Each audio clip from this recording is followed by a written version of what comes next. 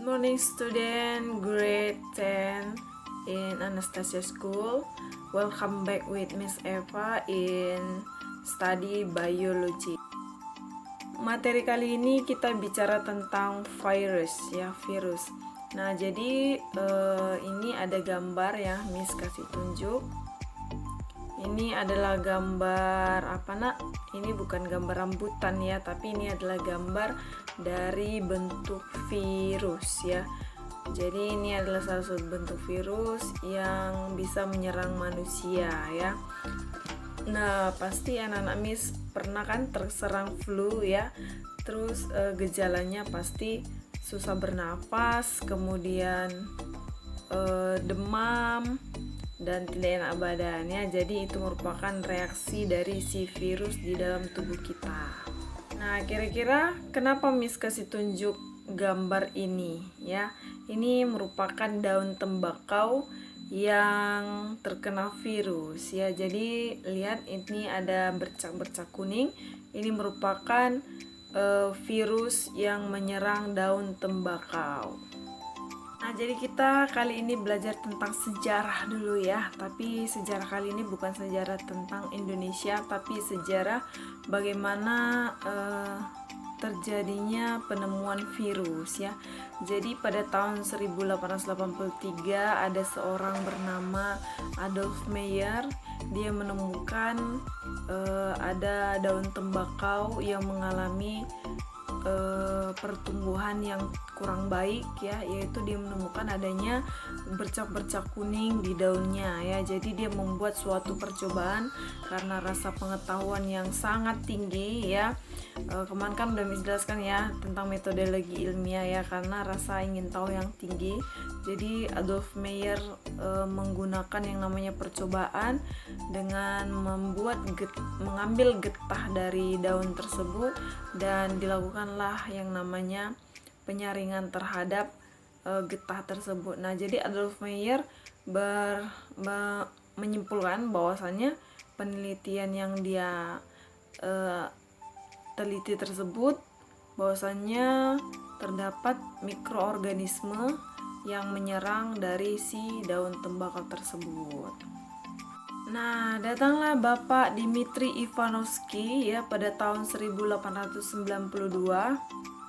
Nah, jadi Bapak ini adalah salah satu penemu dari virus juga ya. Bapak ini menindaklanjuti penelitian dari si Adolf Meyer. Jadi dia membuat penyaringan yang sangat-sangat halus ya. Nah, ternyata yang didapat adalah daun tembakau yang dia buat itu ada yang terkena virus dan ada yang tidak terkena virus. Dia mengambil getahnya, kemudian getah dari yang sudah terkena virus tersebut dicampurkan ke getah tanaman yang tidak terkena virus, dan setelah dilakukan penyaringan tetap saja daun tembakau tersebut terkena virus. Namun dia masih beranggapan bahwasannya daun tembakau tersebut ada mikroorganisme yang menyerang tanaman tersebut. Nah, pada tahun 1897 ya ada bapak namanya Martinus Benjerik ya. Jadi bapak Martinus Benjerik ini merupakan penemu dari virus juga ya. Dia beranggapan bahwasannya virus tersebut masih bisa bereproduksi walaupun sudah dilakukan penyaringan. Nah, datanglah ilmuwan dari Amerika ya pada tahun 1935 ya. Jadi ada namanya Wendell Stanley ya. Jadi bapak ini menindaklanjuti lagi penelitian dari si Martinus Benjerik ya. Jadi dia berhasil melakukan pengkristalan makhluk hidup yang menginfeksi daun tembakau tersebut, sehingga dibuatlah namanya yaitu dengan nama TMV, yaitu Tobacco Mosaic Virus ya. Jadi bapak inilah penemu pertama dari si mosaic virus tersebut. Nah, jadi ini nak ada Miss kasih tunjuk gambar ya. Jadi ini merupakan salah satu gambar virus ya yang di sebelah kiri Miss itu adalah gambar tobacco virus ya. Jadi ini adalah virus yang tadi yang menyerang daun tembakau sehingga menyebabkan kuning-kuning ya, bercak-bercak kuning dan bisa menghambat pertumbuhan ya. Sedangkan bakteriophag adalah bakteri yang diserang oleh virus.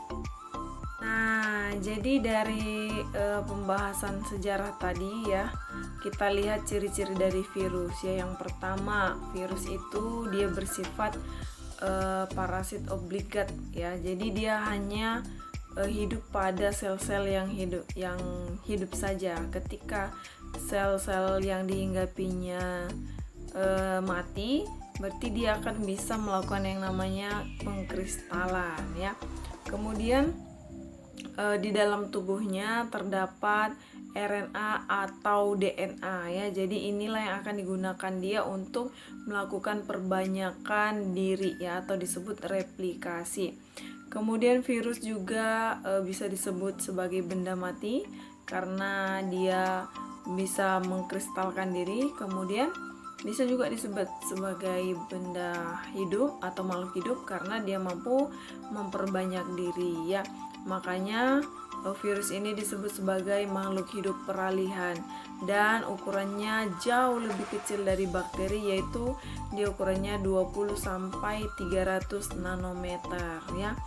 Nah, jadi virus ini tidak bisa kita lakukan dengan menggunakan mikroskop biasa ya, namun menggunakan mikroskop elektron.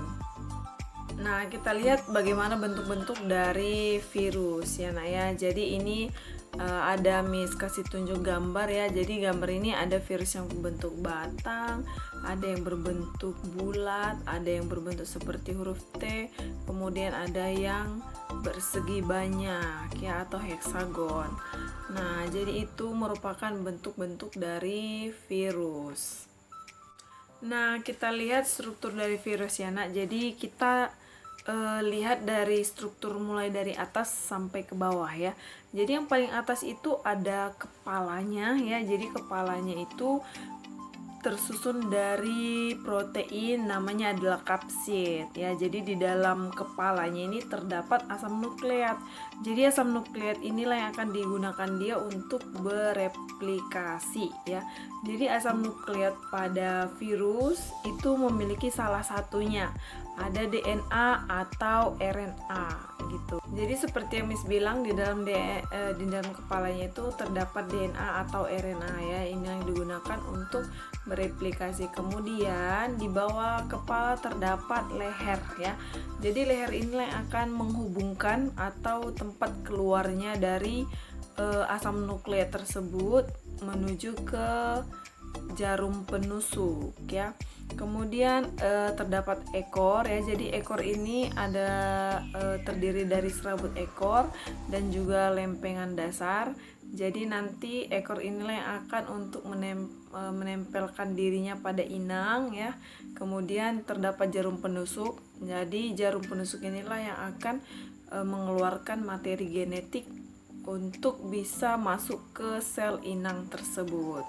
Nah, ini gambar dari struktur virus ya, nah. Dimulai dari ada kepalanya, ada lehernya, kemudian ada bagian ekornya. Nah, penasaran kan gimana cara hidup dari virus ya? Jadi virus itu dia disebut sebagai parasit obligat ya. Kebanyakan memang parasit ya. Namanya juga parasit, berarti merugikan ya, Nak ya. Nah, kenapa dia dikatakan parasit obligat? Karena dia hanya bisa menginfeksi sel-sel yang hidup ya. Ketika sel tersebut mati, maka dia tidak mati virusnya, melainkan mengkristalkan diri. Nah, jadi virus ini juga memiliki yang namanya cakupan-cakupan ya. Jadi ada beberapa virus yang dia hanya khusus untuk sel-sel tertentu saja yang dia infeksi, dan juga ada yang cakupannya luas ya. Contohnya seperti flu burung bisa menginfeksi unggas, babi ataupun manusia ya. Nah, ini ada Miss kasih tunjuk lagi gambar ya. Kira-kira gambar apa ini, Nak ya? Ini bukan gambar dari bakteri ya, tapi ini adalah gambar dari virus flu burung ya. virus flu burung namanya adalah H5N1 ya. Jadi virus flu burung ini yang akan menyerang burung ya, atau unggas-unggasan, sehingga unggas-unggas tersebut mengalami kematian. Nah, itu saja materi yang kita pelajari hari ini, yaitu mengenai sejarah virus, ciri-ciri, dan bagaimana cara hidup virus. Untuk pertemuan berikutnya kita belajar tentang bagaimana cara replikasi virus dan klasifikasi virusnya, dan juga serta manfaat virus bagi kehidupan ya.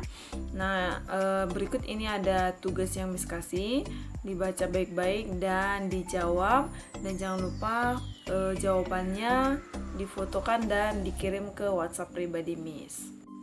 Oke, sampai di sini pelajaran kita, dan thank you for watching and thank you for your attention, and see you next time.